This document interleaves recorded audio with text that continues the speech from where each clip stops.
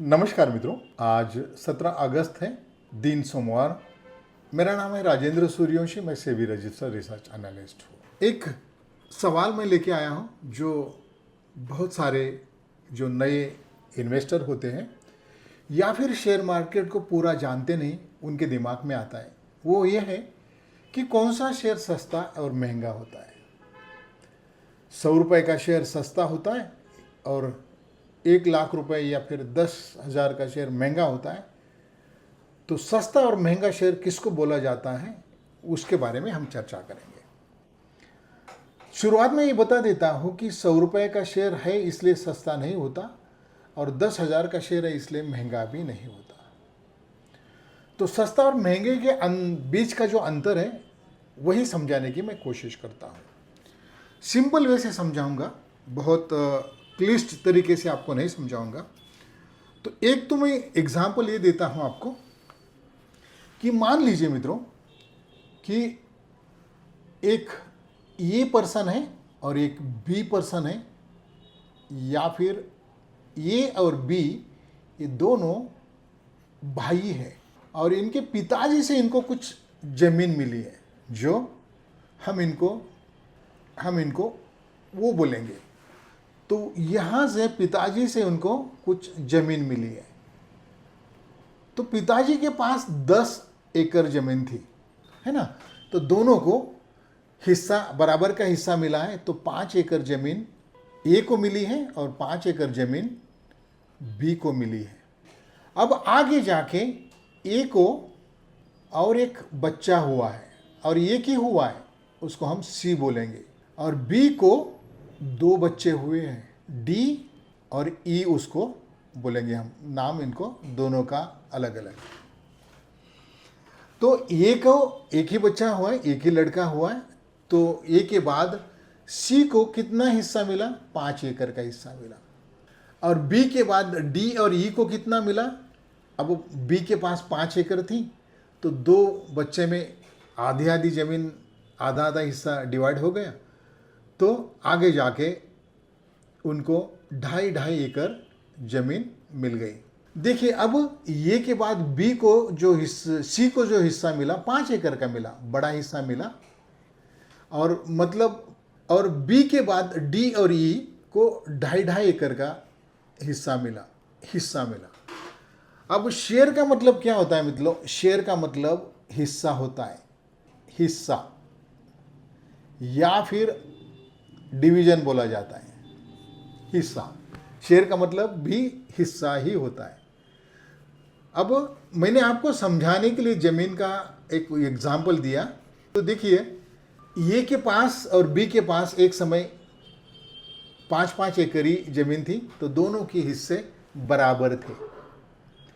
अब आगे जाके ए को एक ही लड़का हुआ तो उसको पूरी की पूरी जमीन मिल गई 5 एकड़, मगर बी को 2 लड़के हुए तो उनको आधी आधी जमीन हुई।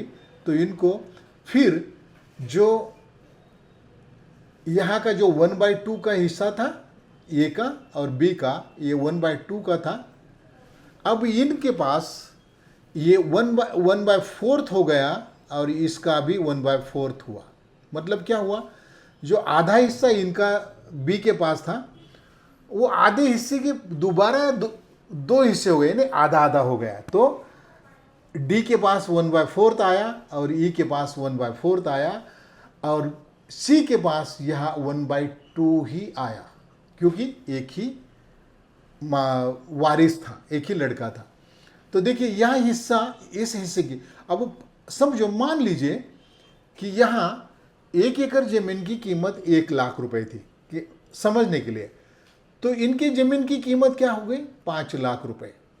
और इनकी जमीन की कीमत क्या हुई? डी की 2.5 लाख रुपए। 1 लाख रुपए के हिसाब से 2.5 लाख रुपए डी की जमीन की कीमत हो गई और 2.5 लाख रुपए ई की जमीन की कीमत हो गई, है ना। तो ये 5 लाख का हिस्सा इनका हो गया, सी का, और डी का 2.5 लाख रुपए का हिस्सा हो गया। तो कीमत हिस्से की 2.5 लाख रुपए है इनकी और इनके हिस्से की कीमत है 5 लाख रुपए। और यही फर्क हम शेयर मार्केट में भी देखते हैं यही। अब इनका जो एक हिस्सा था, इनके पास 10 एकड़ जमीन थी, उनके दो बच्चे के बीच में आधा आधा बांट दी गई। 5 एकड़ इनको आ गई, ए को आ गई, 5 एकड़ ए को आ गई, 5 एकड़ बी को गई, तो आधा आधा हिस्सा हो गया। 10 एकड़ के बजाय ये जो बहुत बड़ा हिस्सा दिख रहा था, बड़ा शेयर दिख रहा था एक ही, अब इसके 2 शेयर हो गए, 5 एकड़ के, ये 2 हो गए। फिर 5 एकड़ का इनका हिस्सा नहीं हुआ, आगे जाके वही ट्रांसफर हुआ 5 एक हिस्से में, तो 5 एकड़ का ही हिस्सा इसके लड़के को, ए के लड़के को भी मिला, और बी को 2 लड़के थे तो 2.5 एकड़ का हिस्सा मिला, तो हिस्सा कम हो गया, तो शेयर की प्राइस कम हो गई। तो शेयर की प्राइस ये कम है इसलिए बहुत सस्ता है, ऐसा नहीं।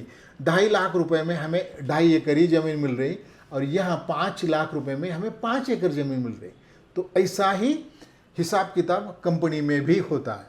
अब मैं आपको कंपनी का एग्जाम्पल देता हूँ। अब मान लीजिए कि यहाँ ये कंपनी है ना, और इनकी जो नेट वर्थ है, यानी कंपनी की जो कीमत है उसको नेट वर्थ बोला जाता है। नेट वर्थ है वो 1 करोड़ की है ना। और बी जो कंपनी है उनकी नेट वर्थ भी 1 करोड़ की है। ये कंपनी भी 1 करोड़ की है, बी कंपनी भी 1 करोड़ की है। अब ये के जो ये कंपनी है, इनके 1 करोड़ के हिस्से कितने हुए? 1 करोड़ के अगर 1 लाख हिस्से यानी शेयर्स बना दिए, 1 लाख शेयर्स अगर बना दिए, इसके शेयर्स या फिर हिस्सा बोल दीजिए आप हमारे भाषा में, अगर हम इसके इतने हिस्से बना दिए, 1 लाख हिस्से बना दिए, तो हर एक शेयर कितना आएगा? 100 का आएगा मित्रों, है ना। 100 रुपए का एक शेयर होगा। ये कैसे आया कि 1 करोड़ डिवाइड बाय 1 लाख हिस्से बन गए, तो बचे कितने? 100। तो एक शेयर 100 रुपए का आता है। अब 100 रुपए का शेयर है एक शेयर, और इसकी कीमत कितनी है? 1 लाख रुपए, है ना। अब इन्होंने केवल 10,000 ही शेयर्स बनाए। इन्होंने, ये जो है बी वाले ने 10,000 ही हिस्से बनाए, तो एक हिस्से की कीमत कितनी आएगी? इनका एक हिस्से की कीमत हम निकालेंगे 1 करोड़ डिवाइड बाय 10,000। ये 0 गया, ये 0 गया, ये 0 गया, और ये भी 0 गया।